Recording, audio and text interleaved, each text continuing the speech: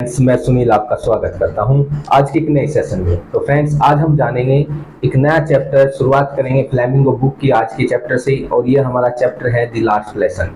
ये लिखा है अल्फोंसो डोडेट ने और ये काफ़ी इंपॉर्टेंट चैप्टर भी और बहुत ही अच्छा और बहुत ही सिंपल चैप्टर है। इस चैप्टर से हमें काफ़ी सीख भी मिलती है।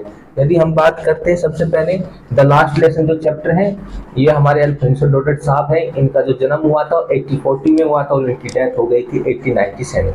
ये एक अच्छे एक्टिविस्ट थे और इनकी जितने भी इन्होंने काम किए बहुत ही अच्छे काम किए हैं। लेकिन जो ये चैप्टर है जो आपके सामने दिया गया है, इसमें के वॉर हुआ था जिसका नाम था फ्रैंको पर्शियन वॉर। ठीक है, जिसमें फ्रांस और उस समय पर्सिया था, जो जर्मनी था, इन सबको मिला के इन सबको क्या कहते थे? पर्सिया कहते थे। फ्रांस और पर्सिया के बीच क्या हुआ था? वॉर हुआ था 1870 में और 1871 ये 1 साल तक चला था। ठीक है फ्रेंड्स, और इस युद्ध में क्या हुआ था कि जो फ्रांस था उसने अपना कुछ भूभाग, क्या कह सकते हैं, कुछ हिस्सा खो दिया था। और वो हिस्सा था अपने देश के, इसने 2 जिलों पर क्या कर दिया था? इनको खो दिया था। एक का नाम था एल्सेस और एक का नाम था लोरेन। ये दोनों जिले किसके पावर में चले गए थे? ये दोनों जिले चले गए थे दोस्तों, कह सकते हैं किसके? जर्मनी के पावर में चले गए थे, या उस समय जो पर्सिया थी उसके कब्जे में आ गए थे।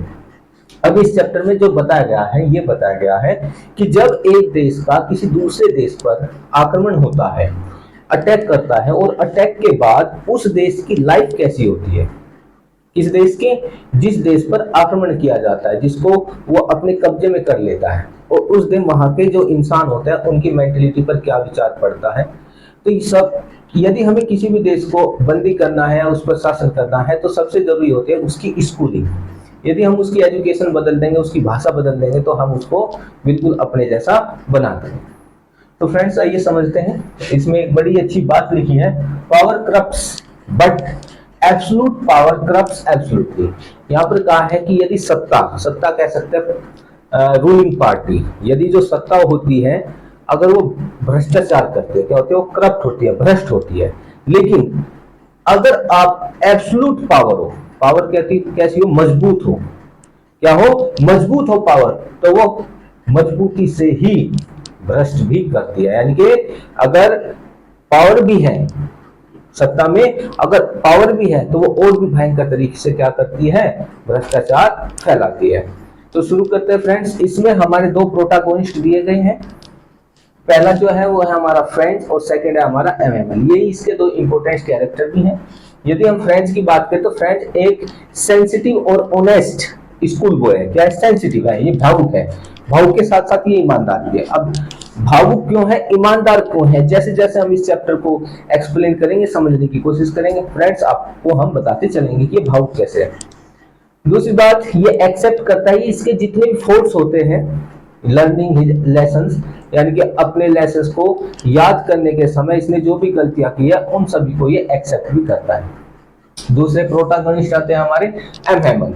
एमएमएल क्या है? एक सिंसियर और बड़े ही स्ट्रिक्ट टीचर है, जो क्या पढ़ाते हैं? फ्रेंच लैंग्वेज के टीचर है। दूसरे, ये पैशनेटली पैट्रियट है, यानी कि पूर्ण रूप से इनका जो खून है वो देशभक्ति से भरा हुआ है, पक्के देशभक्त है। अगली बात करते हैं, ये टूट जाते हैं जैसे जैसे चैप्टर को पूरा करते हैं, या कह सकते हैं इस चैप्टर में आखिर में आके कंप्लीटली टूट जाते हैं। ये बिल्कुल जवाब दे देते हैं। टूटने का मतलब ये नहीं कि बिल्कुल, ये कह सकते हैं इनका मन बिल्कुल टूट जाता है। करते हैं एक चैप्टर की, और शुरुआत में क्या होता है? फ्रेंड बहुत ही ज्यादा रेलुक्टेंट है स्कूल जाने के लिए, बहुत ज्यादा बेचैन है स्कूल जाने के लिए। तो समझते हैं आखिर ऐसा क्या है। क्या होता है कि जो फ्रेंच है काफी दिन से स्कूल नहीं जाता है। फ्रेंच क्या करता है? एक कह सकते हैं कि जो स्कूल से ज्यादा छुट्टी मारता है उसका स्कूल जाने का मन नहीं करता। अगर वो कुछ दिन स्कूल जाता है और कुछ दिन के बाद वो कई महीने स्कूल नहीं जाता है, उसके पीछे काफी रीजन है, उसके बारे में बात करेंगे। तो यहाँ पर क्या है कि फ्रेंच ज्यादा स्कूल नहीं जाता है, लेकिन एक दिन जो स्कूल है वो जो फ्रेंच है वो अपने स्कूल के लिए रेडी होता है। लेकिन जब वो एक दिन जाने की कोशिश करता है, तो जिस दिन वो रेडी होता है तो उस दिन हो जाती है उसको देर, हो जाता है सुबह में लेट। और जब वो सुबह में लेट हो जाता है तो जल्दी जल्दी अपने स्कूल की तरफ वो जाता है। क्यों? क्योंकि उसके जो फ्रेंच टीचर हैं एमएमएल, उन्होंने अनाउंस कर रखा था। क्या अनाउंस कर रखा था? कि जिस दिन भी क्लास लगेगी उस दिन मैं तुमसे क्या पूछूंगा? पार्टिसिपल के रूल पूछूंगा। अब पार्टिसिपल के रूल का तो फ्रेंड्स को पी तक भी नहीं आता था, तो वो बड़ा परेशान था, इसलिए वो छुट्टी ज्यादा लगा रहा था। लेकिन आज पता नहीं आखिर फ्रेंड्स को ऐसा क्या हुआ कि उसने बिल्कुल डिसाइड कर लिया, वो रेलुक्टेंट हो गया कि आज तो उसे स्कूल जाना ही है। इसलिए वो सुबह को उठता है, स्कूल के लिए तैयार होता है, लेकिन लेट हो जाता है और वो स्कूल की तरफ चला जाता है। लेकिन पहले वो क्या करता था, जैसे स्कूल की तरफ वो जाता था तो रास्ते में बहुत सारे ऐसे सीनिक ब्यूटी होती थी जिससे वो अट्रैक्ट हो जाता था और अपने आप को स्कूल जाने से रोक देता था और वहीं पर ही खेलना शुरू कर देता था। लेकिन आज जब वो जा रहा था स्कूल की तरफ तो वो रास्ते में कुछ चीजें देखता है, जैसे पर्शियन सोल्जर्स को देखता है जो क्या कर रहे थे, एक सॉ मिल है, सॉ मिल मतलब आरा मिल जहां पर लकड़ियां कटती हैं, वहां पर पर्शियन सोल्जर क्या कर रहे थे, अपनी ड्रिलिंग कर रहे थे। ड्रिलिंग का मतलब होता है वे ट्रेनिंग कर रहे थे या प्रैक्टिस कर रहे थे। उसके साथ जिनको देखना बड़ा ही अट्रैक्टिव था। अगर हम कभी भी कहीं जाते हो, जैसे कहीं सोल्जर्स होते हैं हमारे आर्मी के और वो अपनी ड्रिलिंग करते हैं, ट्रेनिंग करते हैं, तो उनको देखने में बड़ा मन लगता है, क्योंकि उनका जो ड्रिलिंग करने का तरीका है एकदम अनूठा है, एकदम रेयर है। इसी प्रकार जब फ्रेंड्स ने उन सबको देखा तो उसका मन किया कि तुम रुक जाओ, लेकिन उसने अपने मन पर विजय प्राप्त करी और स्कूल की तरफ वो चल देता है। पहले क्या करता था, अट्रैक्ट हो जाता था चिड़ियाओं के जो घोंसले होते हैं उनमें अंडे देखने के लिए। एक रिवर, सार रिवर है, क्या है, सार रिवर है, सार रिवर पर क्या करने के लिए, स्लाइडिंग करने के लिए वो ज्यादातर अपना टाइम इन्हीं में वेस्ट करता था। लेकिन आज जो फ्रेंड है वो बिल्कुल एब्स्ट्रैक्ट है, बिल्कुल डिटरमाइन है स्कूल जाने के लिए। लेकिन उसको पता है अगर तुम आज स्कूल जाओगे तो तुम्हारे टीचर तुमसे जो पार्टिसिपल है पार्टिसिपल के रूल सुनेंगे और तुमसे पार्टिसिपल के रूल का पी तक नहीं आता और तुम्हें एक अच्छी डांट भी, या तुम कह सकते हैं तुमको अच्छा तुम्हारी पिटाई भी कर सकता है कौन, एम। अब बात करते हैं आगे। अब जो हमारा क्या कह सकते हैं जो फ्रेंड है, जो प्रोटागोनिस्ट है, जब वो स्कूल के लिए जाता है तो दिन क्या था, बिल्कुल चमकदार था, ब्राइट सनी डे था, चिड़िया चहचहा रही थी, अच्छा सूरज निकला हुआ था, मौसम बड़ा ही बेहतरीन था। अब आज जैसे ही मौसम देखा, आज के मौसम को देखकर भी जो फ्रेंड है उसका मन किया क्यों ना आज भी वो छुट्टी रख ले, क्योंकि ज्यादातर वो ऐसी छुट्टी रख लेता था। लेकिन जैसे जैसे वो आगे जा रहा था तो उसने अपने मन पर विजय प्राप्त कर ली। वो पर्शियन सोल्जर्स को क्या करता है, ड्रिल करते हुए देखता है, लेकिन इन सब पर वो विजय प्राप्त करके अपने मन पर विजय प्राप्त करते सीधा स्कूल की तरफ चला जाता है।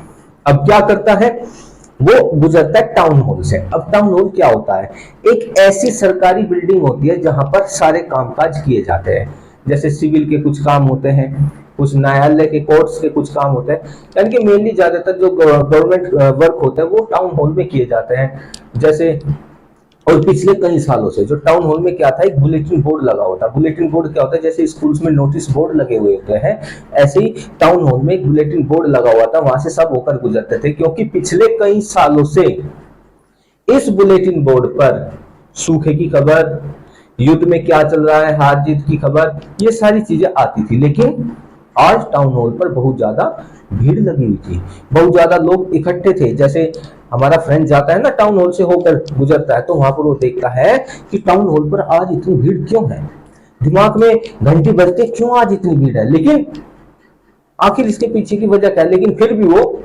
उसका एक ही एम था कि आज तुझे स्कूल जाना है, इसलिए वो जल्दी में था, इसलिए उस पर ज्यादा ध्यान नहीं देता। लेकिन दिमाग में एक बात घंटी जरूर बची कि आखिर मजा क्या है कि आज जो इतनी भीड़ लगी हुई है टाउन हॉल पर, आखिर इसकी समस्या क्या है, किस वजह से लगी है। और जैसे वो वहां से गुजरता है, तेजी से आगे बढ़ता है, तो रास्ते में एक लोहार की दुकान है, एक लोहार की दुकान है जिसमें एक लोहार है जिसका नाम है वोस्टर। वोस्टर लोहार है, वो वोस्टर लोहार के जैसे पास से होकर गुजरता है, दुकान से होकर गुजरता है, तो वहां पर जो लोहार है वो अपने अप्रेंटिस कहते हैं चेला, इसको कहते हैं चेला या कह सकते हैं जो चेले नहीं होते, जैसे मिस्त्री होता है, मिस्त्री अपने साथ एक क्या रख लेता है, अपना एक हेल्पर रख लेता है, उसको कहते हैं हम चेला, अप्रेंटिस। उसके साथ बैठा हुआ था और वो फ्रेंड्स पर एक टोंट मारता है, उसको ताना देते हुए कहता है, अरे फ्रेंड्स तुम तो लेट हो रहे हो, जाओ कोई बात नहीं, आज तो तुम्हारे पास काफी समय है, कोई दिक्कत नहीं, आराम से जाओ, कोई प्रॉब्लम नहीं है। तो फ्रेंड सोचता है कि शायद ये तुम्हारी मजाक बना रहा है, तो उसकी समझ में नहीं आता कि उसने ये बात क्यों कही थी कि आज तो बहुत टाइम है, चले जा, क्या दिक्कत है। इस बात के बारे में हम बाद में चर्चा करेंगे कि आखिर उसने ऐसा क्यों कहा। उसे लगा कि वो उसकी क्या कर रहा है, मजाक बना रहा है। क्या बना रहा है, मजाक बना रहा है। दौड़ता हुआ हाँफता हुआ कहां पहुंच जाता है, अपने स्कूल पहुंच जाता है। कब पहुंच जाता है फ्रेंड्स? अपने स्कूल पहुंच जाता है, दौड़ता हुआ हाँफता हुआ स्कूल पहुंच जाता है। और जैसे ही वो स्कूल जाता है वहां पर बिल्कुल सब कुछ बदला बदला सा उसे लगता है। ज्यादातर यदि स्कूल की बात करें, जैसे वो अपने जो टीचर है ML मैन, उनका एक छोटा सा गार्डन है, उसमें घुसता है, पिन ड्रॉप साइलेंस। स्कूल ऐसा था जैसे संडे के स्कूल हो। संडे में स्कूल क्या होता है? बिल्कुल शांत होता है, कुछ भी नहीं होता। ऐसा ही स्कूल उसका हो चुका था आज के दिन जब वो पहुंचता है। उसे बिल्कुल शोर शराबा कुछ भी नहीं सुनाई देता।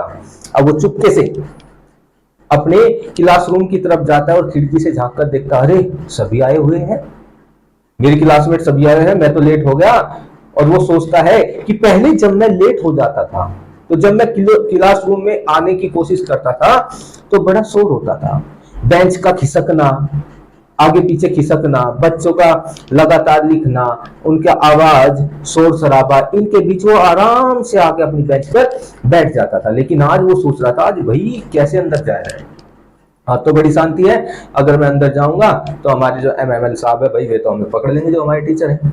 तो वो जाता है, देखता है, दरवाजा खोलता है, और जैसे वो दरवाजा खोलता है तो उनके टीचर क्या कहते हैं ML, अरे फ्रेंड्स आ गए तुम, मैं तो शुरू ही करने वाला था, जाओ जल्दी से अपनी सीट पर बैठो। और इस बात से हमारा जो लिटिल फ्रेंच है काफी सरप्राइज हो जाता है। कैसे सरप्राइज हो जाता है?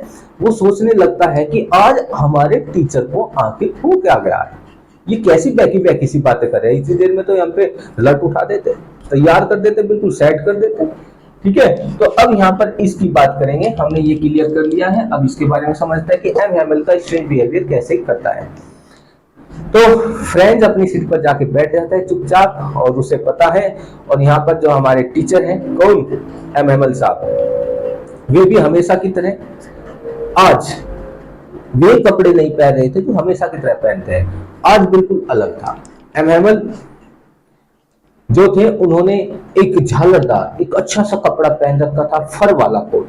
क्या होता है फर वाला कोट? जैसे फर वाला कोट होता है जिसपे यहाँ पे क्या होता है ना, वो ऐसे यहाँ पे बाल बाल से लगे होता है ना, वे सफेद सफेद से बाल, रंग बिरंगे बाल लगे होते हैं, वो पहने हुए था। लेकिन उसके साथ साथ जो उनका टीचर था, उसके हाथ में क्या था? एक आयरन रूलर था, एक डंडा था, जो मेज पर ऐसे लगातार वे टैप कर रहे थे। और उसके साथ साथ जब क्या देखता है हमारा ML, क्या देखता है? वो देखता है कि जो क्लास है, क्लास में जो पीछे की बेंचेस हैं, उन पर गांव के लोग बैठे हुए थे। कौन बैठे हुए थे? गांव के लोग बैठे हुए थे। और वे कौन कौन लोग थे? ओल्ड होसर, पूर्व मेयर कह सकते हैं, जो पूर्व जो मेयर था उनका, वो वहां पर बैठा हुआ था, और कुछ और इंसान वहां पर बैठे थे। उनके हाथों में क्या थी?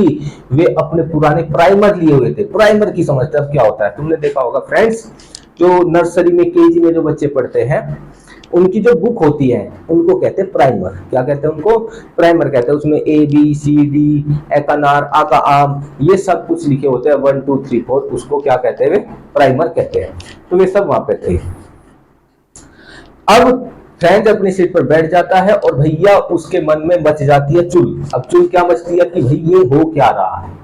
हमारे टीचर नए कपड़े पहने हुए हैं। और कैसे कपड़े पहने हुए हैं? वे कपड़े पहने हुए हैं जो वे कभी जब प्राइज सेरेमनी होती थी या कोई रिजल्ट डिक्लेरेशन डे होता था उस दिन पहन के आते थे। ये तो भैया आज तो बड़े चमक दमक रहे हैं, आखिर माज रखा है। और उससे अलग, अरे गांव का पुराना मेयर यहाँ पे क्या कर रहा है?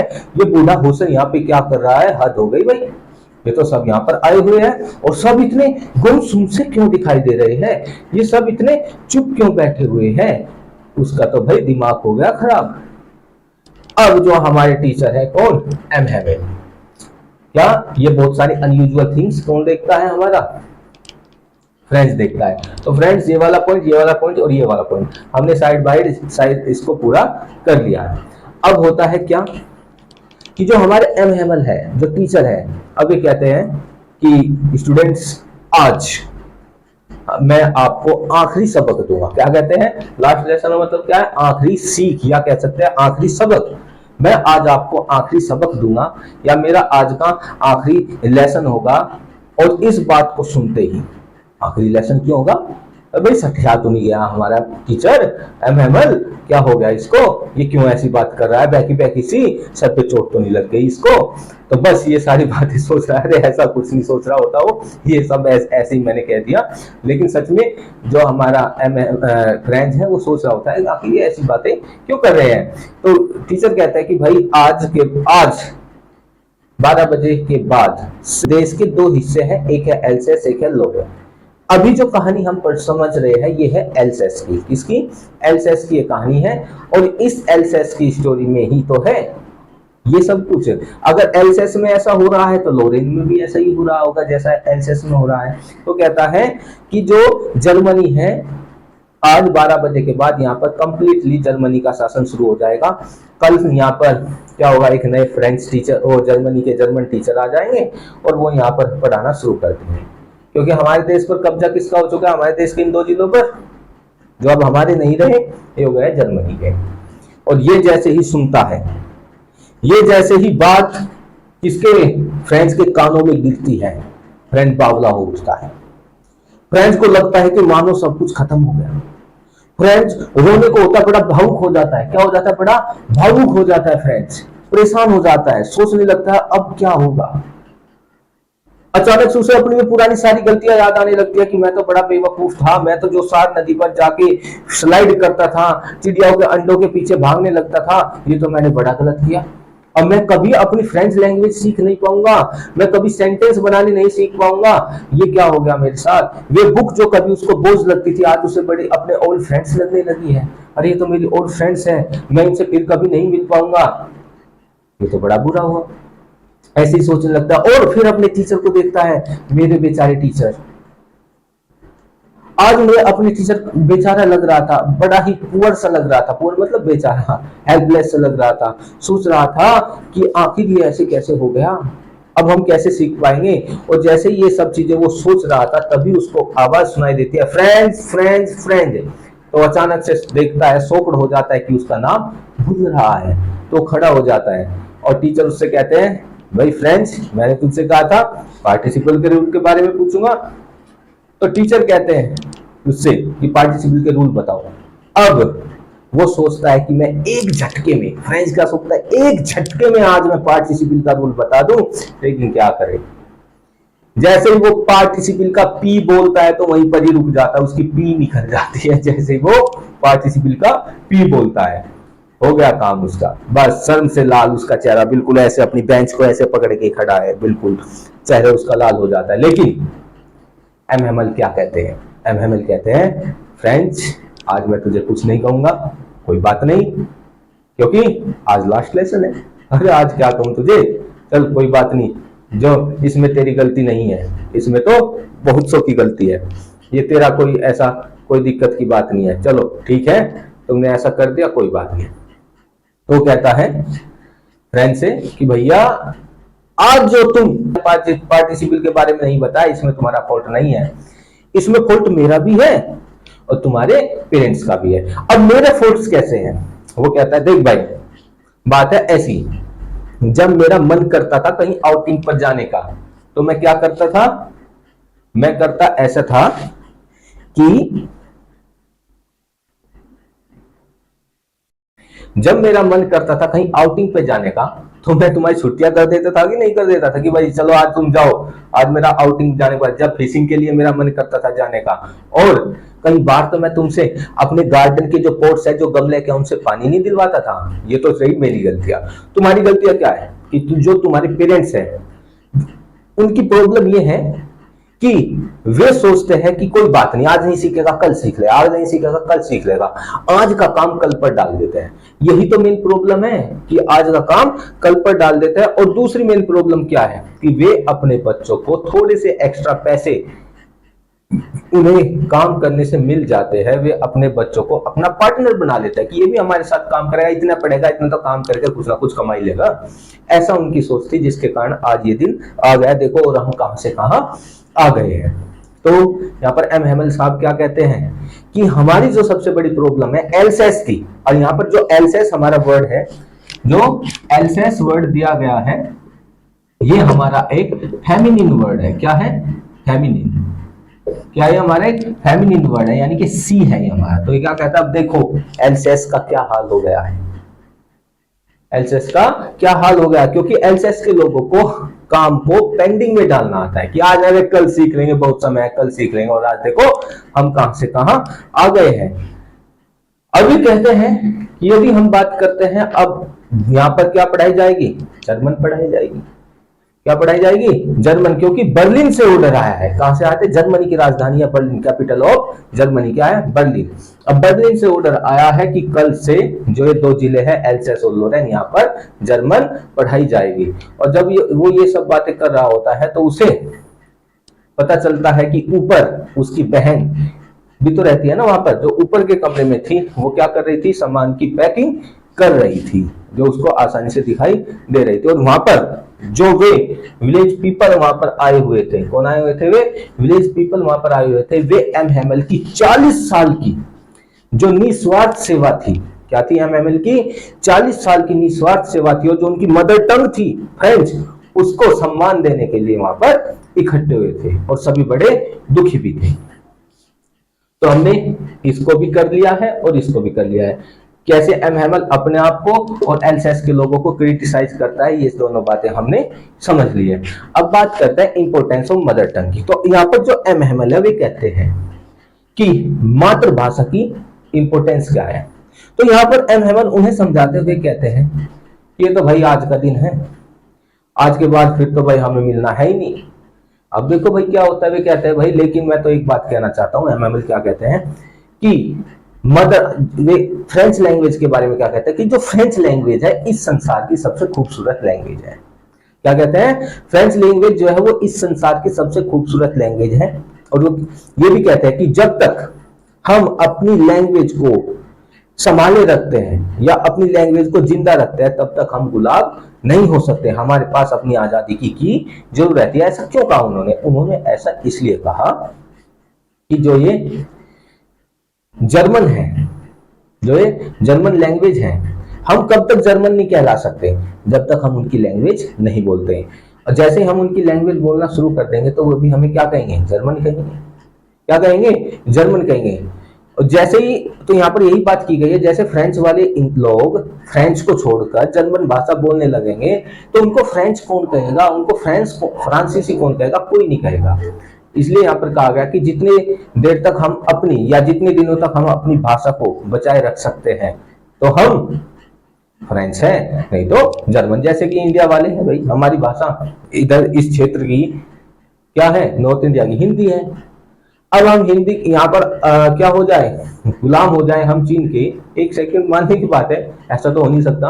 और चीन क्या करेगा, सबसे पहले अपनी एजुकेशन पॉलिसी यहाँ पर लगाएगा, यहाँ पर अपनी चीनी भाषा लगाएगा, हिंदी को क्यों क्यों इंपोर्टेंस देगा। तो धीरे धीरे वो क्या कर देगा, यहाँ पर सब चीनी हो जाएंगे, हम सब चीनी बोलना शुरू कर देंगे, तो हम क्या कहलाएंगे, इंडियन नहीं, हम सब चीनी हो जाएंगे, क्योंकि हमने अपनी भाषा को छोड़ दिया। और यदि हम अपनी भाषा को पकड़े रहेंगे तो तब तक ही हम आजाद कहलाएंगे। उनको भी पता रहेगा कि ये हिंदी बोलते हैं, हिंदुस्तानी है। तो यही बात यहाँ पर इन्होंने समझाई है कि जो इंपोर्टेंस है मदर टंग की वो है क्या। अब बात करते हैं कि लास्ट लेसन में जो हमारे एम हैमल साहब है वो क्या सोचते हैं। लेकिन इसमें एक बात और थी बड़ी इंपोर्टेंस, कि जो हमारे फ्रेंच है स्टूडेंट, जो फ्रेंच है वो सोचते हैं कि क्या जो जर्मनी वाले हैं ये हमें तो चलो बोलना सिखाई देंगे, हमारे माइंड पर राज कर देंगे, लेकिन उसकी क्लास में कबूतर था वो जो बड़े साइलेंट क्या कर रहा था, गुटर कर रहा था। तो उसके दिमाग में एक फनी आइडिया आता है, चलो भाई हमें तो ये सिखा देंगे, क्या ये इस कबूतर को भी जर्मन सिखा देंगे, क्या कबूतर भी जर्मन में गुटर कर देगा। तो ये क्या था, एक विडंबना यहाँ पे दिखाई गई है, एक तीखा कमेंट यहाँ पर किया गया है, किस पर, जर्मन पर, कि तुम हम पर तो कब्जा कर सकते हो लेकिन यहाँ की जो वनस्पति है उस पर कैसा कब्जा करोगे, वो तो हमेशा फ्रांस की रहेगी। कैसे तुम इन जानवर पर, जीवों पर कब्जा करोगे, नहीं कर सकते ना, वो तो हमेशा फ्रांस की रहेगी। तो उन पर क्या किया गया, एक तीखा वार किया गया, एक आयरनी है यहाँ पर, ये एक विडंबना यहाँ पर दिखाई गई है। अब क्या करता है, सबसे पहले जो हमारे कौन है एम हैमल साहब है, ये अपना लास्ट लेसन शुरू करते हैं। सबसे पहले ग्रामर की बुक पढ़ानी शुरू करते हैं, ग्रामर में बहुत सारी चीजें पढ़ाते हैं और ऐसा लगता है, और जैसे ही वे पढ़ाना शुरू करते हैं, कमाल की बात है, जैसे ही वे पढ़ाना शुरू करते हैं तो फ्रेंड्स क्या कहता है, मजा आ गया, इतना आसान है ये पढ़ाई, इतनी आसान है, कभी तो मुझे ये बोरिंग लगती थी, मेरी समझ में भी नहीं आती थी, और आज एम हेमल साहब पढ़ा रहे हैं और मुझे एक एक शब्द समझ में आ रहा है इस ग्रामर का, जो पहले कभी समझ में नहीं आता था। ये बुक्स जो पहले बोरिंग लगती थी आज इतने अच्छे से समझ आ रही है। पता नहीं ऐसे चमत्कार क्या होगा, या तो मेरा माइंड चेंज हो गया है, मेरा मन चेंज हो गया है, मेरे ठोट बदल गए थे, या मैं ज्यादा ध्यान दे रहा हूं, या फिर जो हमारे एम हेमल साहब है वे बड़े ध्यान से हमको पढ़ा रहे हैं, वे हमें बड़े ध्यान से पढ़ा रहे हैं। और जब ग्रामर का सेक्शन हो जाता है फिर कुछ राइटिंग का काम आता है। राइटिंग में जो हमारे एम हेमल साहब है नई नई कॉपियां लाए जिस पर लिखा है एल्सेस लोरेंस वाइवा फ्रांस, ऐसे एल्सेस लोरेंस ऐसे लोरेंस ऐसे लिखा हुआ है, ऐसे तिरंगे झंडे के रूप में उसमें लिखा हुआ है, और ऐसे ऐसे लग रहा है जैसे रूम में हर जगह तिरंगा ही तिरंगा, तिरंगा सॉरी मैं तिरंगा कह रहा हूँ, तिरंगा लहरा रहा हूँ, यानी कि फ्रांस का जो झंडा है वो ऐसा लग रहा है जैसे हर पूरे रूम में वही लहरा रहा है, ऐसा उसको देख के लग रहा है। क्लास में बिल्कुल शांति है, बाहर से एक बीटल भी आता है, सब अपना काम करने में लिखे हुए हैं, अल्फाबेट्स बच्चे गा गी गे गे ऐसे करके अपने बा बी बे बू ऐसे करके अपने क्या गा रहे हैं, अपने वही इमला सी पढ़ रहे हैं या अल्फाबेट्स गा रहे हैं। और दूसरी तरफ जब लिखने का काम आता है तो एमएमएल नई कॉपी लाते हैं, उसमें लिखना शुरू कर देते हैं, और सिर्फ पेन की और पेपर की आवाज आ रही है, उससे और किसी चीज की आवाज नहीं आती है, नई कॉपी आती है और सब अपना काम करना शुरू करते हैं। बच्चे ट्रेसिंग करते रहते हैं, फिशिंग हुक की ट्रेसिंग करते रहते हैं, और फिर ऐसे करते करते सारे लेसन जो भी उसका काम था, जो भी हमारे एमएलएन साहब को पढ़ाना था, वो सब कुछ वो पूरा कर देते हैं। और इस बात का बड़ा ही सरप्राइज किसे होता है, फ्रेंड्स को, कि आज तो भाई मजा आ गया, सब कुछ समझ में आ गया।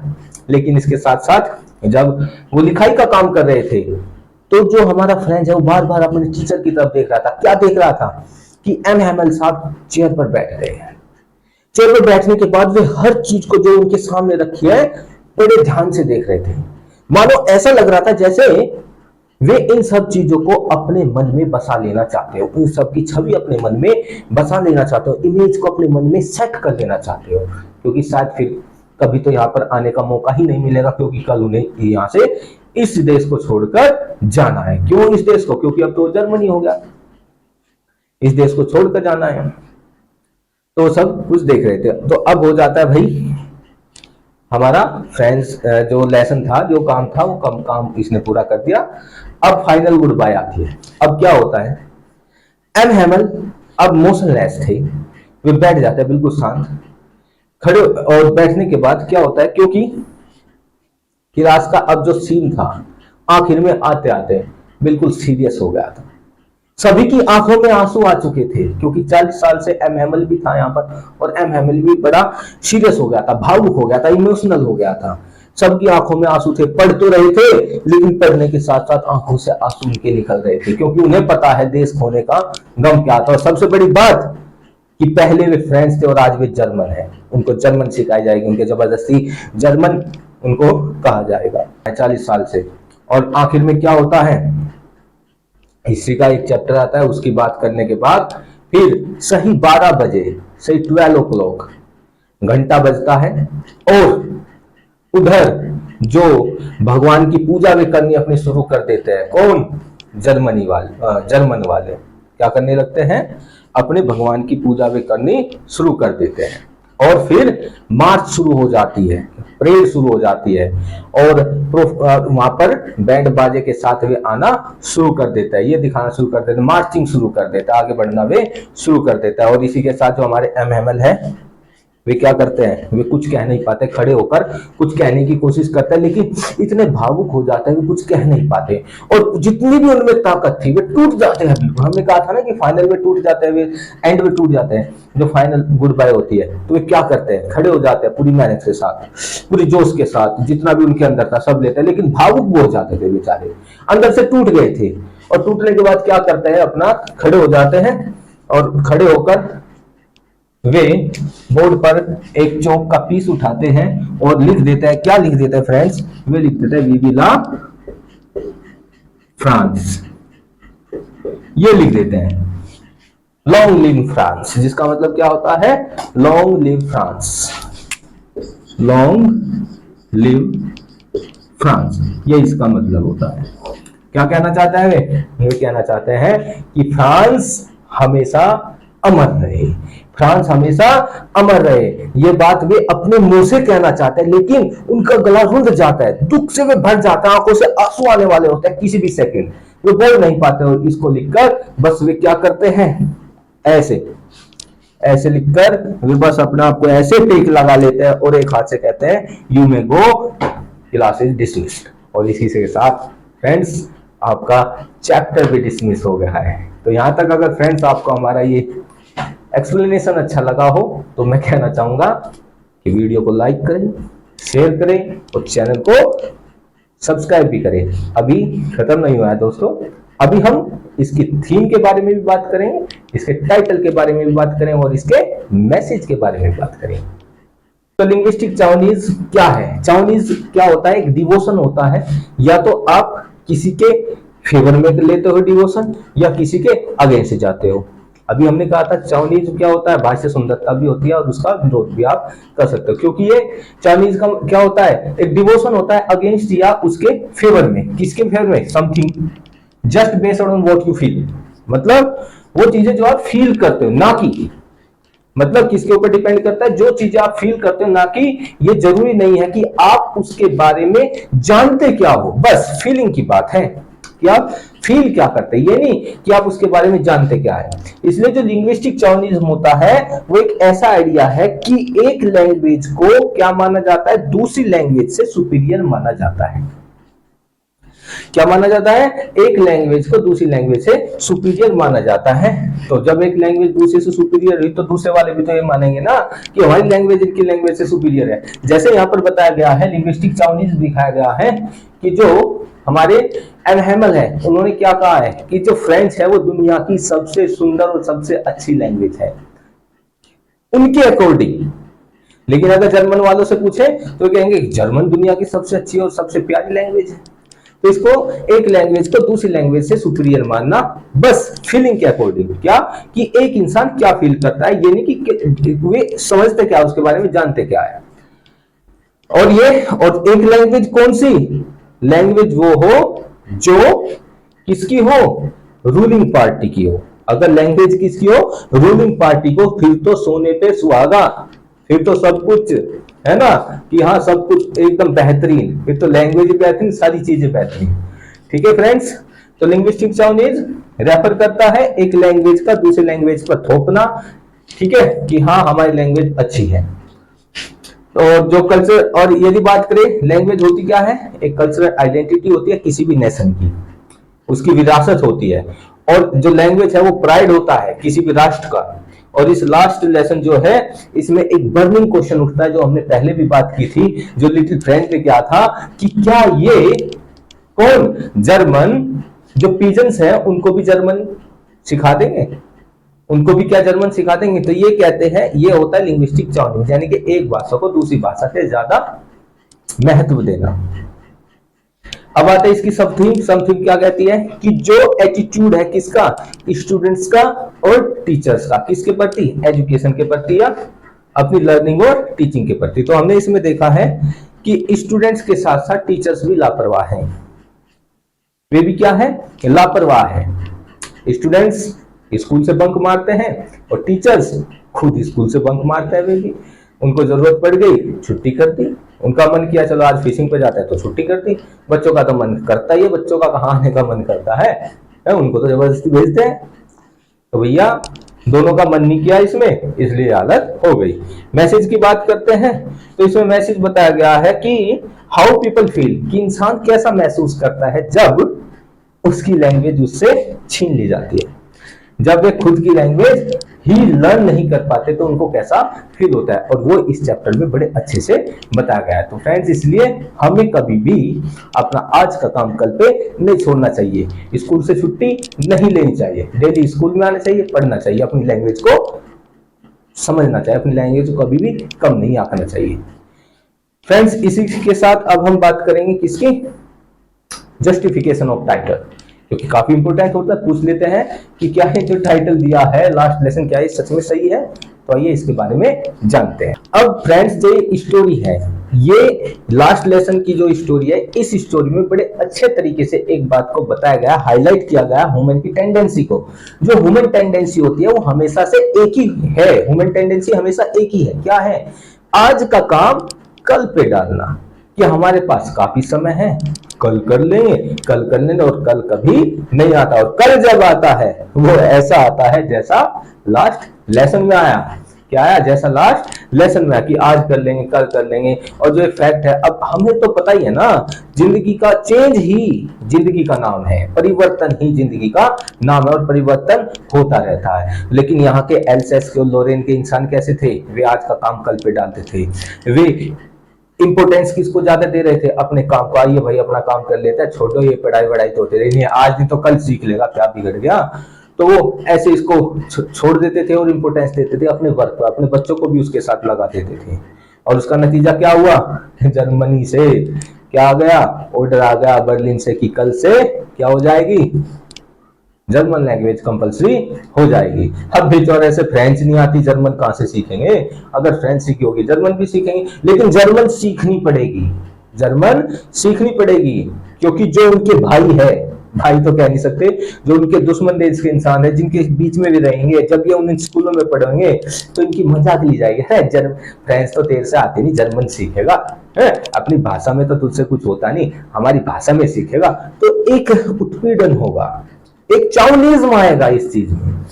तो ये किस पर? और यहाँ पर यदि हम अपने फ्रेंड्स की बात करें, वो तो घोंसलों में जाता था, खूब कोशिश करता था कि हाँ क्यों ना छुट्टी मारी जाए, ये किया जाए, वो किया जाए। और आखिर में उनकी आदत इनको ऐसे जगह लाके खड़ी कर देती है कि अब बचने का कोई तरीका नहीं था। तो इसमें कहा गया है कि आपको सबसे पहले जो काम कर रहे हैं उसी को ज्यादा टॉप मोस्ट प्रायोरिटी देनी चाहिए, उसको कल पर नहीं छोड़ना चाहिए। इसी के अकॉर्डिंग जो लास्ट लेसन है, ये बिल्कुल एप्रोप्रिएट टाइटल होता है किसके लिए? इस चैप्टर के लिए। तो फ्रेंड्स इसको ध्यान से समझोगे तो कोई भी क्वेश्चन बाहर नहीं जाएगा। लिंग्विस्टिक चाउनीज पूछ लेता है, थीम पूछ लेता है, ये सारी चीजें पूछ लेता है। फ्रेंड्स अगर आपको ये एक्सप्लेनेशन अच्छा लगा हो तो चैनल को जरूर सब्सक्राइब करें, वीडियो को लाइक करें और अपने फ्रेंड्स में शेयर करें। कल मिलेंगे एक नए चैप्टर के साथ, तब तक फ्रेंड्स बाय।